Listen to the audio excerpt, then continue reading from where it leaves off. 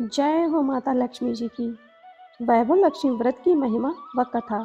Friends, आज हम श्रवण करेंगे माता वैभव लक्ष्मी जी की व्रत की महिमा व कथा। पूजा उपासना तो जैसे भारतवासियों की सांसों में बसा हुआ है।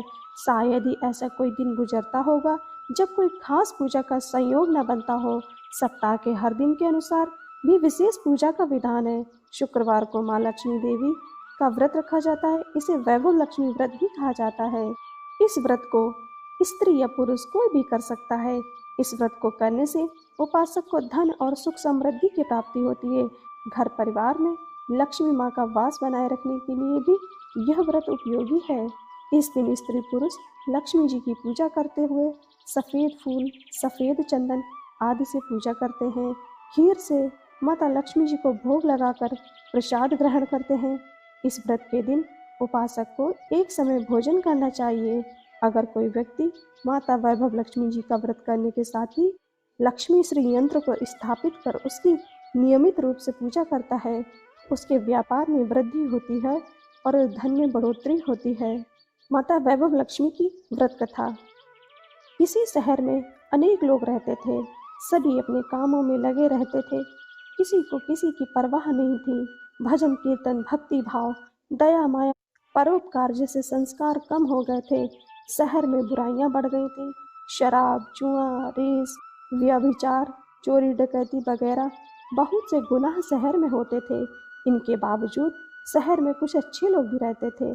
ऐसे ही लोगों में शीला और उनके पति की गृहस्थी मानी जाती थी। शीला धार्मिक प्रकृति और संतोषी स्वभाव वाली थी। उनका पति भी विवेकी और सुशील था। शीला और उसका पति कभी किसी की बुराई नहीं करते थे और प्रभु भजन में अच्छी तरह समय व्यतीत करते थे। समय के साथ शहर के लोग उनकी गृहस्थी की सराहना करते थे। देखते ही देखते समय बदल गया। शीला का पति बुरे लोगों से दोस्ती कर बैठा। अब वह जल्द से जल्द करोड़पति बनने के ख्वाब देखने लगा, इसलिए वह गलत रास्ते पर चल पड़ा। फलस्वरूप वह रोडपति बन गया, यानी रास्ते पर भटकते भिखारी जैसी ही उसकी हालत हो गई थी। शराब, जुआ, रेस, चरस, गांजा वगैरह बुरी आदतों में शीला का पति भी फंस गया। दोस्तों के साथ उसे भी शराब की आदत हो गई। इस प्रकार उसने अपना सब कुछ रेस जुए में गंवा दिया। शीला को पति के बर्ताव से बहुत दुख हुआ, किंतु वह भगवान पर भरोसा कर सब कुछ सहने लगी। वह अपना अधिकांश समय प्रभु भक्ति में बिताने लगी। अचानक एक दिन दोपहर को उनके द्वार पर किसी ने दस्तक दी। शीला ने द्वार खोला तो देखा कि एक माँझी खड़ी हुई है। उसके चेहरे पर अलौकिक तेज निखर रहा था। उनकी आंखों से मानो अमृत बरस रहा हो। उसका भव्य चेहरा करुणा और प्यार से छलक रहा था। उनको देखते ही शीला के मन में अपार शांति छा गई। शीला के रोम रोम में आनंद छा गया। शीला उस माँझी को अंदर ले आई और घर में बिठाने के लिए कुछ भी नहीं था, अतः शीला ने सकुचाकर एक फटी हुई चादर पर उनको बिठाया। माँझी बोली, क्यों शीला, मुझे पहचाना नहीं? हर शुक्रवार को लक्ष्मी जी के मंदिर में भजन कीर्तन के समय में मैं भी वहीं आती थी। इसके बावजूद शीला कुछ समझ नहीं पा रही थी।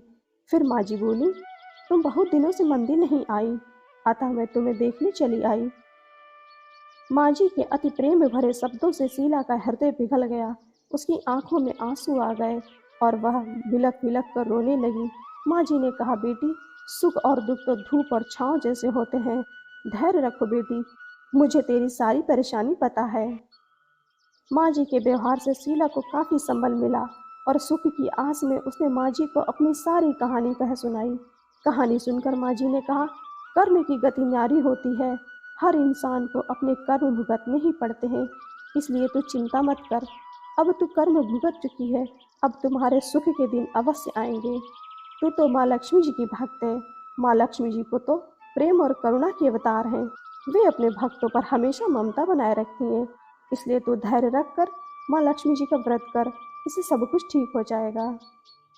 शीला के पूछने पर माँझी ने उसे व्रत की सारी विधि बताई।